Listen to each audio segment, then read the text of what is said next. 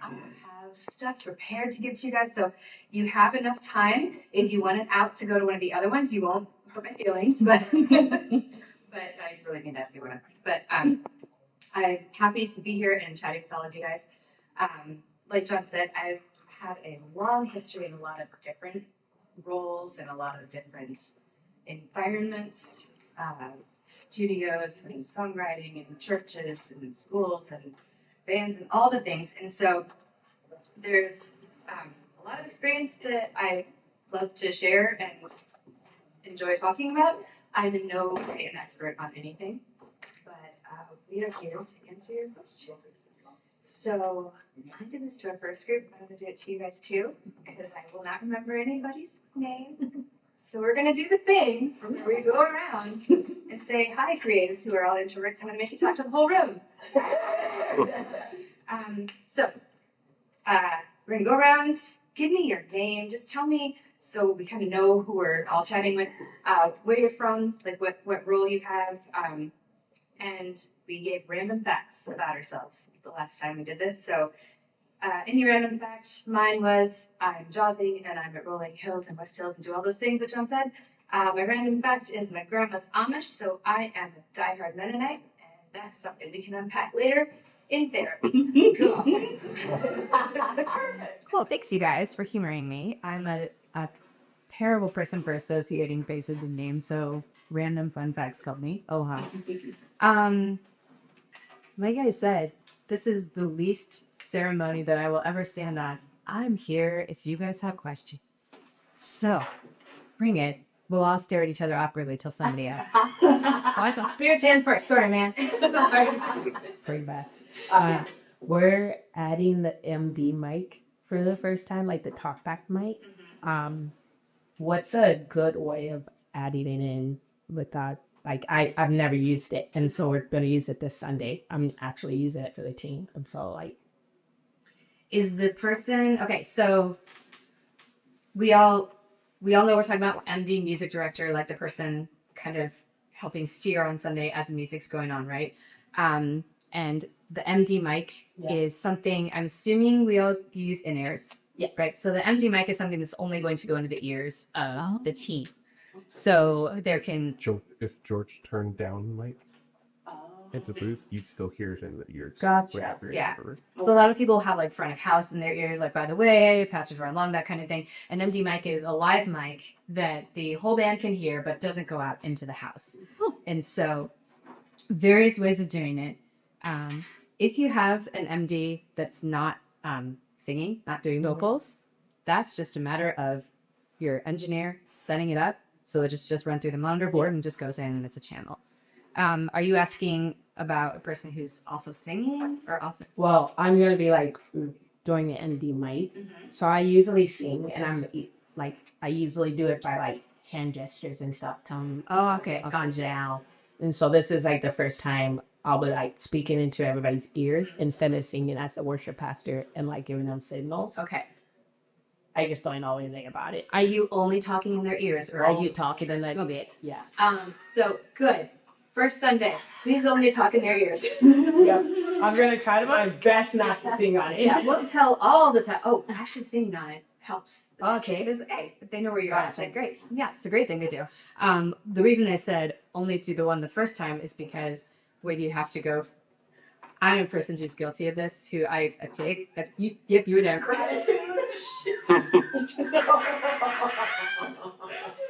So I made the keys, and it used to be when we emptied without a mic, it did a lot of the hand stuff, right? And we all just got really used to playing Yamaha.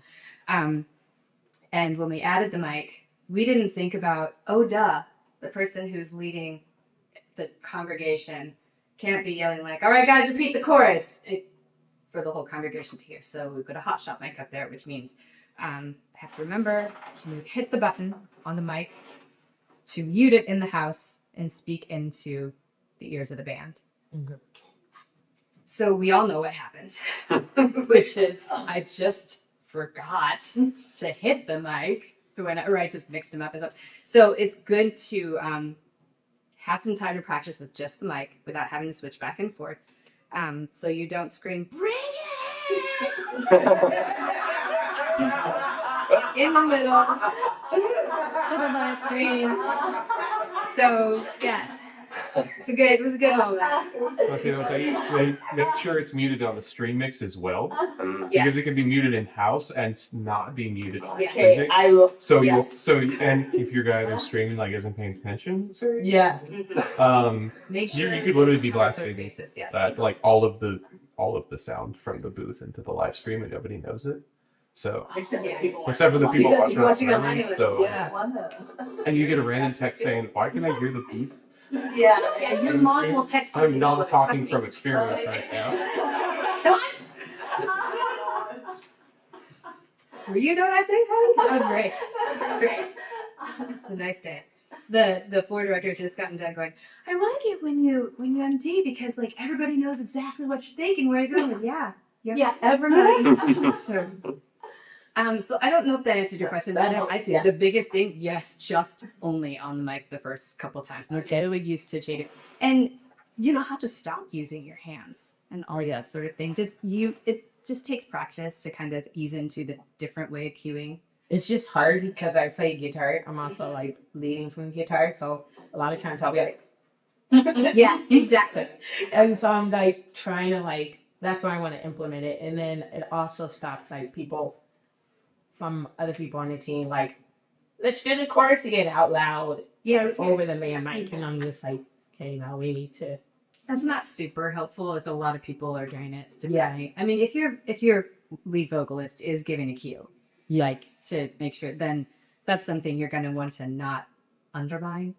Yeah, because they're on full display and they've said, they've given the cue that we're bridge again. They don't actually say bridge, but they give how we give the vocals cue is like the next line. Yeah. You don't necessarily want to fight with that. No, I have one person who actually says bridge, so. Oh, okay. Oh, really? Yeah. Well, that's going to be some volunteer training. So it's never mind. Yeah. You said what's the best way to implement it? Probably one of the things is like, hey, let's make sure everybody knows this is something new that we're doing now. Yeah. Oh, yeah. You don't want the surprise voice in it. You're like, we're gonna try it this way. Everybody else, restrain. We're seeing how it goes, and having everybody on board is a big deal. Thank you for pointing out. Yes, double check all of the channels, not just house, not just live stream. Like, make sure everybody's on board. If we got this extra mic, and it should only be a musician's ears. If front of house does have ears as well, great, stick it in there too. And I would encourage you not to be afraid to sing, because that actually, I mean, when we're doing instrumentals, we need to like kind of hold. I'll hum and sing the spots where we are, so everybody, there's no mistaking. We're in the middle of the verse because we're singing. You're not going to scare the band away. They're used to hearing you sing. That's it. Yeah, it's fun. Cool. Thank you. Yeah. Thanks, Mark. As a MD in training, how do I practice spontaneous moments when? So I understand I can practice putting a song on, playing through it myself on ice would say verse 2, 3, 4, drums out, build up. I can do all of that, but it's really hard to practice when I'm not with my whole band. And then I'm the type of person where I like to have every single guitar part done, memorize in the books. But I also really enjoy spontaneous moments. I think like having an MD is what takes you from having spontaneous moments be stressful and a train wreck into really awesome chances for the Holy Spirit to move. Mm-hmm. How do I practice doing that, and then also like not wanting to mess up a whole bunch with my band and lose credibility as the MD? That is Sorry. gigantic. I only followed the No, you're good. I think I followed you. How do you practice? We're start there. Because you said you like to have all the parts down completely and all ready, but you also want to be able to be spontaneous, right? When you say you like to have all the parts down, do you mean your parts? Like you want to know exactly what you're playing, or you want everyone to have the basis? Okay, but I mean, it's nice when the whole band knows what's happening and there's not a whole bunch of stress around, oh, what's happening? But if there is, I like to be able to be the one that can say, okay, this is what's like be the MP. Gotcha. So this is how we're going to mitigate that stress. So a lot of that, as far as having the parts ready, that's a lot of collaboration with your band and pre-work with your band. Having everybody on the same page that if you want specific parts to be played, they need to know that. They need to know it ahead of time. They need to know it with enough time to have it practiced and ready. And it's not unreasonable to say, like, your bridge part is this, your verse part is this, your chorus part is this, so that everybody knows what those pieces are, so that when they're called to that part, that's what they do. So that's not unreasonable to ask for your volunteers. If you're playing at that caliber of a band where you've got enough pieces to put together that you have to create that sound where everybody fits into the one slot. That's one piece. Making sure everyone knows what those parts are.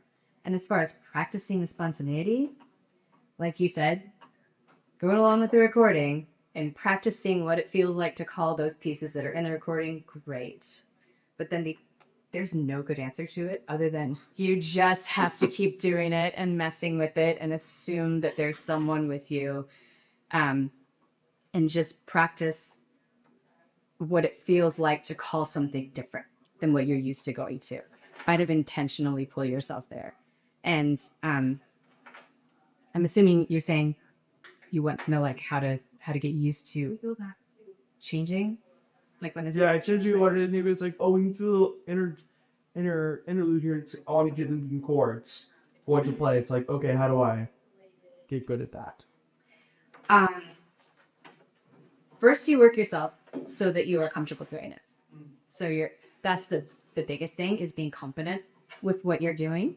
And you said in training, so I feel comfortable saying, keep going until you're confident with that, because you don't want to be like, we should do some progression here. What do you guys think? That's not going to help. It's in the moment. Yeah. But to call out, all right, it's your basic blues riff in B, watch me for the changes and try to keep up. That's confidence. I'm that old. No one got that. I got it. You're fine. Thank you. I got it. Okay, anyway, I just yelled in the microphone. Sorry. I'm not saying anything.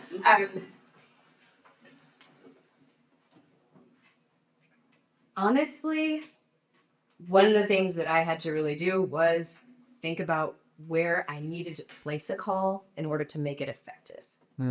So you can't do it right as everybody's fingers are moving. You got to be able to feel it ahead of time. And I'm stumbling because there's no good answer. Except keep practicing. When you're comfortable, like kind of having an idea of this is how I think that calling will work and whatnot, get a buddy and get a friend to come and play along with you. Get a person, if you need the full band feel, get a person who's comfortable with multi-tracks. Bring them in and then they could just hit whatever you're calling and stuff like that. It's like the worst, sorry, we're musicians and you hate to hear this, but the only good answer is you just have to keep practicing. Keep working on it. The same with like, how do I get used to, like Spirit was asking, how do I get used to calling? You just gotta jump in and see. But that's where one of the biggest things is, we've already said, having your band on board and let everybody know this is something that we're gonna try. This is the arrangement we think we're going to have, but we're going to listen to our MD for this kind of change or this kind of feedback. It is really, really good exercises for a band to practice that, just to practice that looseness in rehearsal. Guys, we're going to sit here and we're playing nothing, but we're playing it in the key of C. Here we go. Or G. You have guitars. Play it in G. Thank you. Yeah. As soon as I said It was success. It'll be fine. Yeah. Exactly. Remind your guitar is capable of success. Yes. Thank goodness. But so that is a really good practice, is to work through that with your band. So they're used to hearing you and they're used to calling, or they're used to hearing your method of calling. Yeah. Or just keep going. And then what do you do about like? Oh, sorry. No, you're good. Yeah, go for it. It doesn't have to be a last one. It's okay. You're just following it up. We have singers that also like to go kind of off the rip. It's like, how do I do like, oh, we're gonna do a verse, and then the singer's like, now we're going chorus. Okay. And it's like this. It's like great. And it's like I want to work with my singers in the spontaneous moments, because I think sometimes there's a little bit of who's getting to call the spontaneous. And the singers oftentimes does they're reading the crowd more than the MD can, just because MD is back in band. So it's like, how do you? Yeah. You said the answer to it. You said I want to work with the vocalist. MD and lead vocalist is a very, very tight collaboration that needs to be clarified beforehand. Those parameters can be set. Is you had a very good point. That the vocalist is probably either in that moment, like calling on the spirits, read the room, whatever. Also, if they make a call, if they give that cue, they just put that out there for everybody. Yeah, and so for the MD to say, I think we should not repeat that. That's just kind of weird. Everyone sees that musical argument happening, and it creates an odd, like CG is back there going, what lyric do we do? And the congregation doesn't know which direction we're headed and that sort of thing. So the best way to address that is address it way before you go out there. There are going to be certain songs where it's going to be important for the vocalist to have that freedom to send it out. There's also going to be certain songs where you're like, this is one of these we're just playing from beginning to end because this is what the church likes and we know exactly what the song is going to be and probably nothing's going to happen, right? And the only thing that needs to be cued is, all right, trash can day, right? That's 80% of songs. Yes. So when you know that that's going to be there, that is a conversation with you and your vocalist ahead of time so that you guys just develop the rapport where you can read off of each other. If you see something before the vocalist has called it, as an MD, you should not be afraid to make that call and lead, and hopefully the vocalist is listening to you too. Because yes, your whole band needs the MD in your ears. Well, I think get people to turn at the MD, that's a whole other question. Oh, how do you get people to do it? The same way that you get, your kid to take out the trash. You just keep going. Like, this is how we do it. Like, it's just the culture that we're trying on now. It's the culture that we're building. It's how we're going to do it. It's just a matter of repetition and all that good, uncomfortable human relation stuff. Did that answer your question? Because it's okay. I felt like I kind of tipped that. There's more communication outside of the songs. Yes, definitely. Okay, like how do you like to run? Because some singers are like, let me sing the song through. I have it my way. I have it memorized. I'm just gonna do it no matter what you say. I'm gonna sing it this way. And some are like, we just let the spirit lead, and some are like, no, I'm ready to hear whatever you want me to hear. Mm-hmm. And it's like, ideally, you want the last one. But if someone comes up to you, I would say, as an MD, if your vocalist is like, I just go in spirit lead, I think it's a good idea to have a loose road map. Yeah. Just to be polite to the person running the lyrics, maybe. So, working together to create that, and then figuring out how, if you deviate from that, your voice deviate from that. So much of MD is having the relationships ahead of time, earning the trust, and working with people. And also, we're not the power hungry people. We're there to help everybody stay together and help everybody stay at forms. We're not really excited about suddenly throwing in 7 minor chords to just, that's not a word. Yeah, it's not a power hungry thing. It's all about another piece of the team that's keeping the team together. Yeah. So. And then I saw you had a question. Yes. See, I've already forgotten. Elton. Yes, there you go. So, hearing the conversation thus far, I'm less sure now of what an MD is compared to just like a worship leader. Because maybe it's just because our team is relatively small. We've had Sundays where there have been literally 4 of us. Mm-hmm. And, we practice through everything ahead of time, midweek, and then the morning of. Spontaneity aside, what does an MD do that the worship leader wouldn't, or are they interchangeable? Sometimes. Okay. It depends on your team makeup. Okay. And so I would say MD tends to be an MD is a caretaker of the musical team. The worship leader is caretaker of, the song, leading the congregation. The question was what's the difference between an MD and a worship leader? Can be super interchangeable. Because here in McDougal, Dina is our worship leader, worship director, and she usually leads from the keys, but sometimes she just leads from just the vocal mic. Mm-hmm. And if something picks up, she just calls it out and so in a way, for the congregation. And we all hear it in our ears anyway, because if someone else is leading a song, there's still maybe it's just we're just more set in our ways and the way we practice it. That we don't really have those like spontaneity moments that would require that kind of so it's just the difference was It is one of those things where they're really closely related. okay. And so I tend to see in like choiromings and whatnot, I tend to see MDs on teams that are a little bigger. Okay. When you've got more instrumentalists, more things that are going on, more chance for disaster. Things go off the rails. An MD is working hard to serve the instrumentalists and help keep that fabric together. Okay.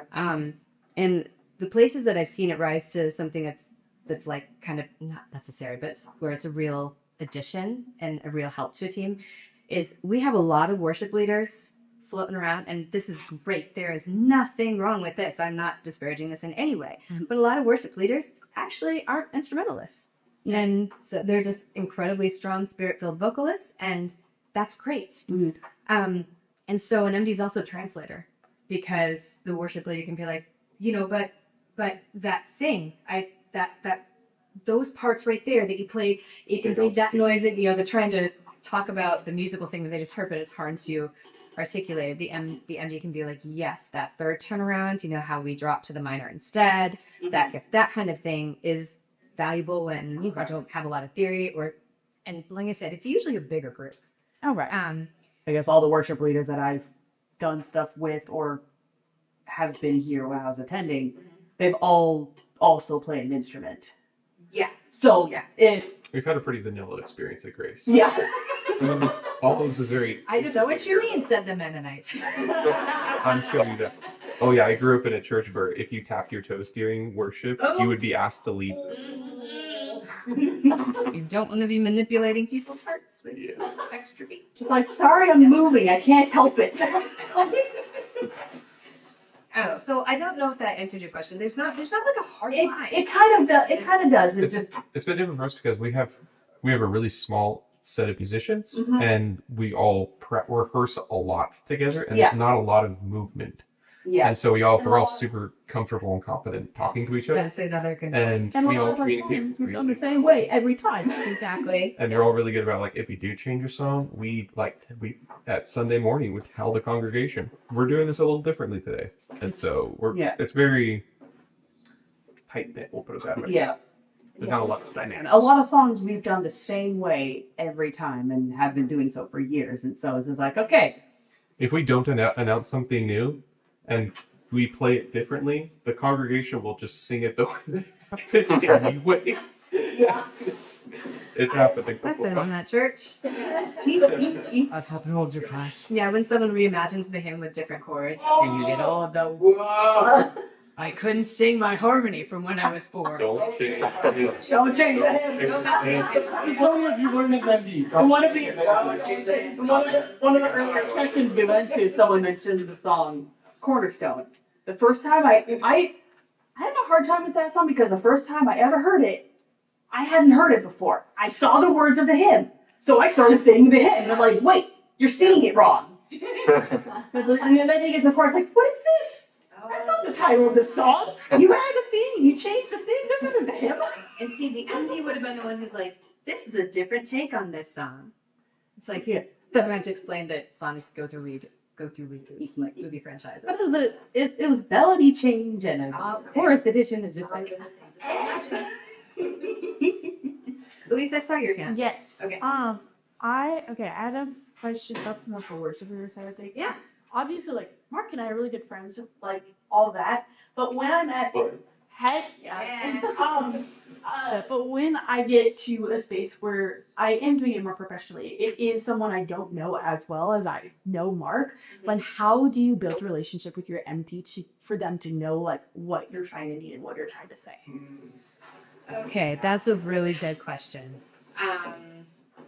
You are, well, I referenced this way more than I thought that I would. You're talking to the non-confrontational Mennonite who doesn't want to ruffle any feathers. What do you say? So I'm going to do like what people tell me. This is me needing to follow my own advice. But when you've been asked into a space, you're asked in for a reason. So first of all, give yourself that jacket to wear. Like, yeah, I'm here.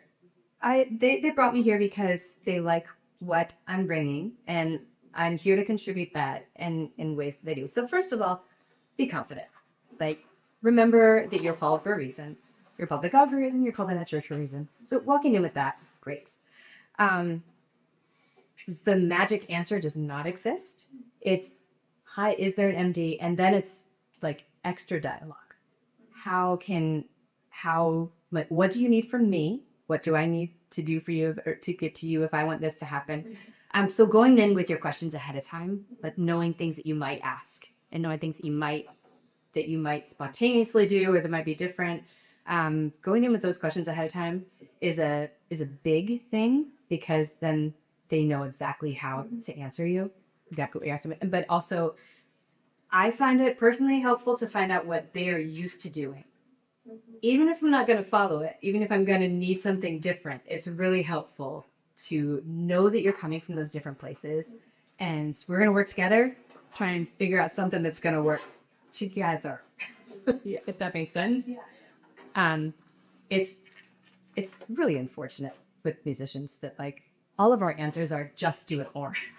just keep working on it and try and build those muscle memories of all the things that we have to do when we walk in and out of spaces.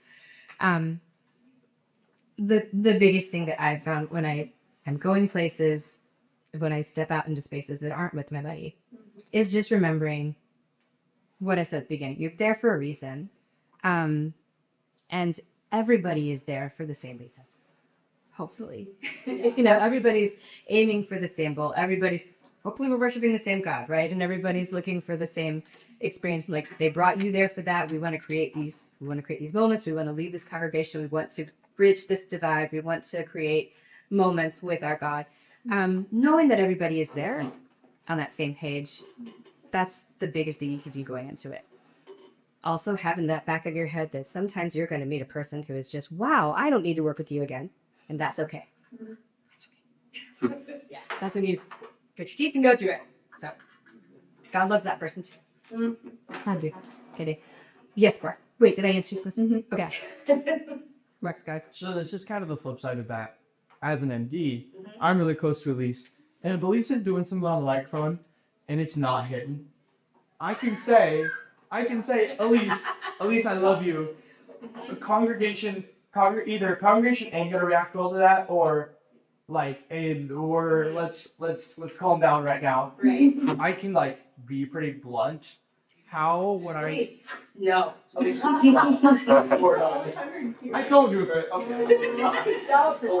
Okay, so you can say it to your friend. Usually it's nice things, Yes. but how as an MD can I come in and it's like, this event should be put together for, let's say it's for a Fox event, and I'm the MD and they're the vocalist, and how do I communicate? How do I build rapport with them quickly to be?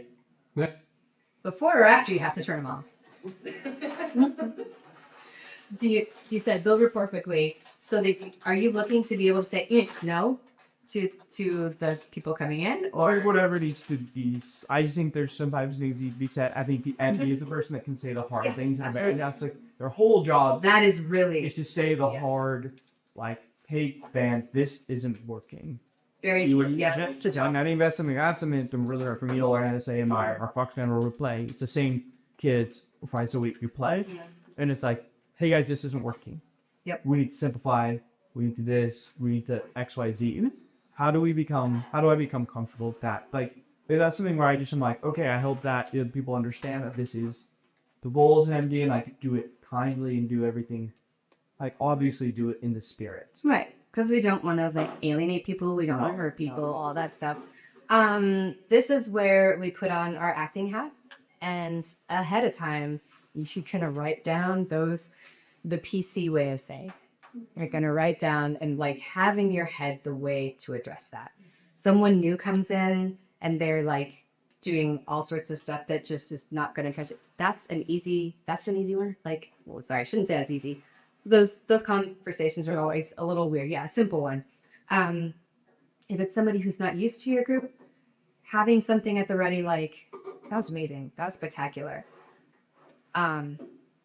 It's probably a little more than our usual group would be able to understand. And so, can we bring it down? I don't want to stifle you, right? But can we bring it down? And so, like, addressing the truth that they're in a room that is different than what they had before. They don't know what they're coming into. You're helping them. You're protecting them from crashing and burning. Yeah, because it's not like mad that it's like, oh, I just want to do the best worst. Yeah, Many people to access God as humanly possible. Yeah.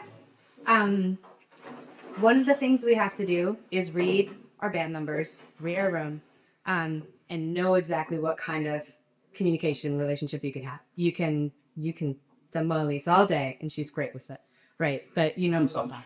I'm not saying you should. That's not the relationship you should have. We need to compliment sandwich.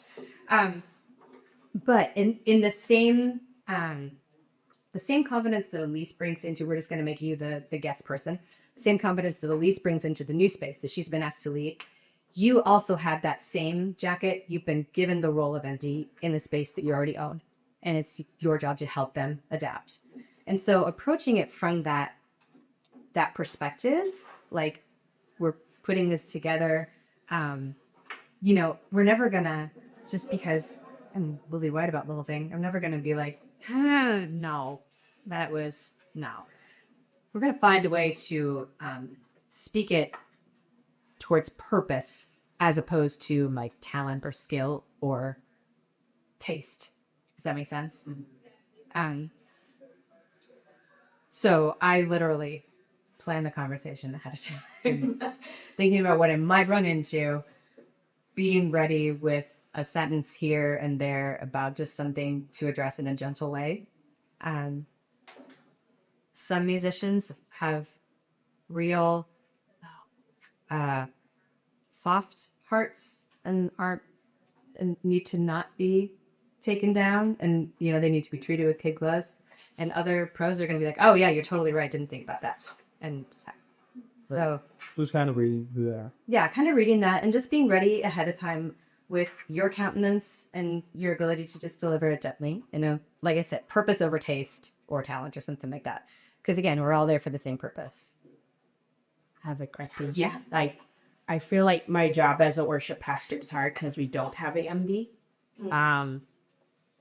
There's some days where I feel like I have to put on the MD hat, as in like, we'll have a plan, and then a particular person will take the plan that we practiced midweek and then Sunday and then throw the plan out the window when it's service time. And a lot of times I'm always asking my pastor how to deal with it, and he doesn't like conflict like that.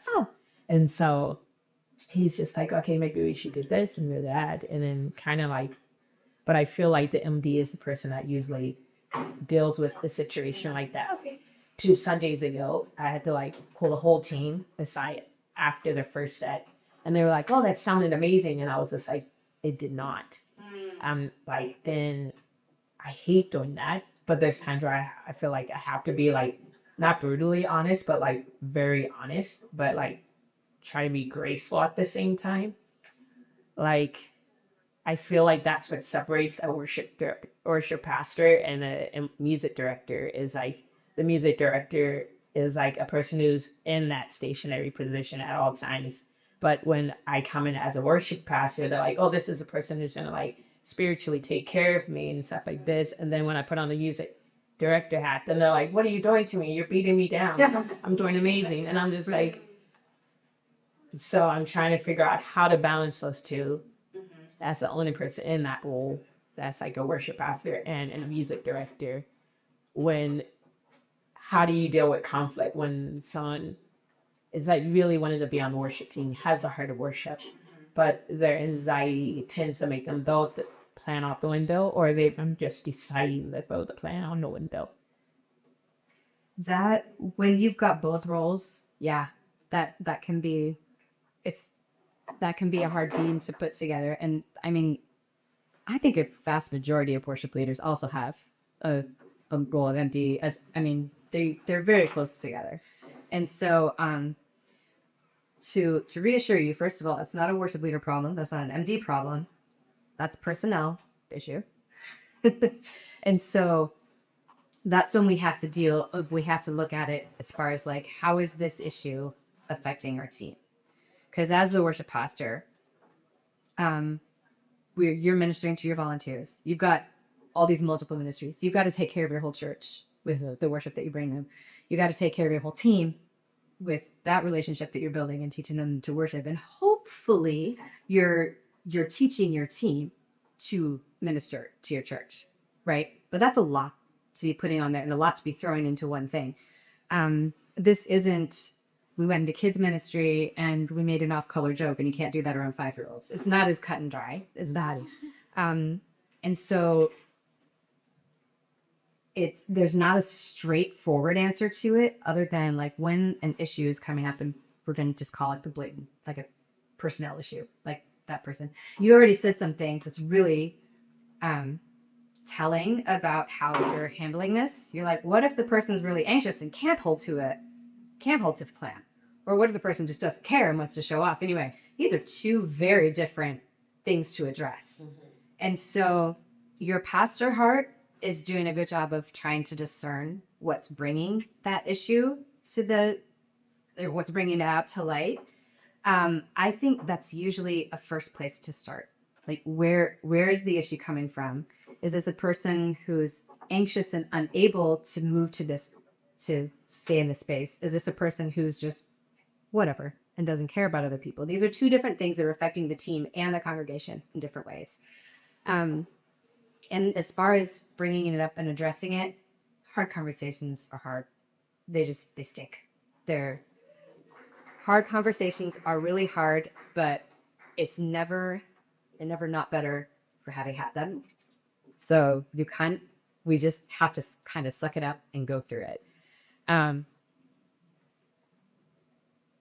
But again, you're going to address that person in two different ways. Our anxious person, we've got a really gentle heart who will just crumble if you're like, look, you're screwing up a whole band every Sunday, right? We can't do that. The person who's got kind of a more don't care about that, well, that person needs to understand what our ministry is and what our goals are. So identifying the reason and then just deciding how that conversation is going to be. And I personally don't have a problem having a partner in that conversation. I don't feel like it's a gang up thing if you have a partner with you working with that other person. It's not ganging up, but helping to translate each other and, helping to, that partner is there for both of you, that kind of thing. I think it's always a really good idea to have a 3-person combo instead of like, oh, so-and-so took me in the back room and told me, and now I have to quit the team. That kind of thing. Like just making it relational. Yeah. Start there. But we definitely have a function we've got a function to do. We've got to make this music and we got to make that happen. And so we keep it relational, but we also like the function is an important thing. And so if the way that they're performing functioning is destroying all these relationships, then yeah. Because if you are messing with this relationship of worship, you don't care. You're taking it off the rail for fun. You're messing with other people's relationship with God. Because that's what we're there to do. We're helping to facilitate various connections. And that's an important thing that we have to care about. If you're dealing with somebody who does not care about everybody else that they're dealing with, then they might not be the right person to be on that team. But that's something that's not easily said. Sometimes you do run into people who need to not be in that space for a while. So they kind of get so. And you always ask someone to pray for your conversation. Was that 5? No, that was I have a question. Oh, okay, sorry. Closer to 10 than 5. Oh, yeah. Yeah. In the designing your sets conversation, you talked about knowing your team and their different abilities and things like that. Is that something you consider as an MD as well? Like maybe some people know the Nashville numbering system and some don't. So if you're giving a spontaneous chord progression, Yeah. do you know how I need to call letters or numbers? Yeah, good question. You got to know your team and what they know, so you know what you're calling. You can call out, standard. What's it changes? I don't know. There's various things that change. So you can call out 145. You can call out letters or just say bridge. Right? You do need to know that ahead of time. Thank you. That's a really big deal. When you said, how do I communicate effectively? First of all, know how they know their music. When you have rotating volunteers, if you have all different levels of players coming in, you're going to have to take it down to the lowest level that everybody will understand. So if you've got a person who's just brand new and only knows, chord names, chord letters, and they don't really know they don't know what a seventh is, leave the seventh out, use the letter names, all that sort of thing. You got a bunch of pros that came in and they can hear without calling it, and you can use numbers, great. If you've got a person who doesn't even know what those are, they just know that when we play the bridge, it sounds like this. Use the session name. Interlude 1. Know where your band is. Thank you. That is a really, really good thing. Fry. Bring up. Yes. So I lead worship at Red Hills, and I love it. It's super great. And my church back home, sometimes the worship can, especially with congregation, can kind of start getting monotonous, and so you not like the same songs kind of over and over. And as someone who's not necessarily the worship pastor, what are some ways that you've seen to kind of revitalize the congregation when like the demographic a lot of the time back in like white is kind of from more of an Asian background where it's like it's not normal to show emotion, these sorts of things. And what are ways that you have found to kind of take worship out of the normal monotony of just verse chorus of like an old hymn and like kind of just adding, like not just catering to the congregation, but also like moving the congregation along and like groaning God's salvation. That makes sense. So all of our songs, like music is it is partly mathematical science, right? But it's also an art. And so we can develop those things like various different ways. Some things that I have found when I go home to my old Mennonite church. First of all, don't mess with the hymns. We already talked about that. It's an objective rule. No, you can mess with the hymns. One of the things that I love to do is go back in time to songs that we used to sing that have kind of fallen off the radar. You have no idea what happens when you bring Keith Green to a Mennonite congregation. All of a sudden, they're like, oh, wait. But the thing about music is that, music connects on our neural pathways in a way that nothing else does. And so it has the same sense memory as like scent and that sort of thing. Like it will take people back to wherever they were. And so when you bring the same thing to someone in a new way, you are automatically awakening new things for them to see and consider. Some people are going to hear, hey, you messed with my hymn, and be grumpy about it. But somebody else will be like, oh, those words do make sense when you hear them in that way. There's 738 syllables in a hymn, and there's 14 in a worship song.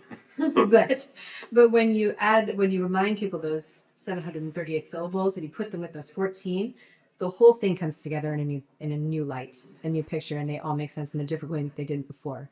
One of my favorite things to do is throw in mashups. Bring in that old chord, just like Tim did this morning. Brought on the old thing that we all sang with the Salty hymn book. We all joked about that earlier. We all remember where we were with that. But we just talked about how Jesus loves us, how he loves us so. And then we toss back, wait, I love you, Lord.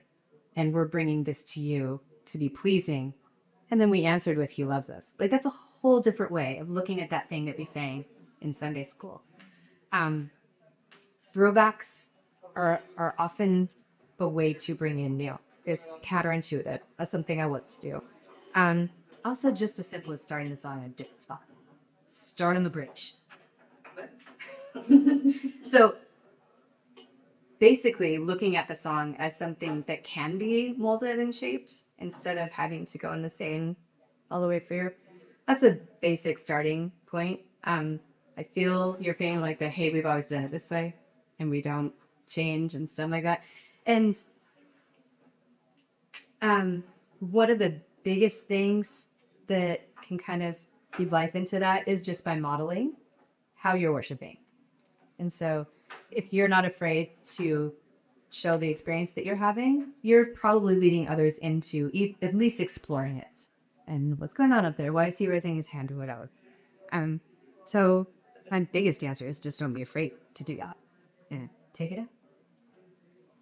Tim mentioned in his workshop that if you are going to do something, exactly that exact example is to talk with your pastor about it, the senior pastor, make sure you're both on the same page about it. Yeah. And so that you can kind of work together in that endeavor. Yeah. Words don't have to be sung. It helps. Like, hey, I guess we're going to try something here. That's always fun. We got 2 minutes and you had. I don't know. I thought I had it. Oh, I did.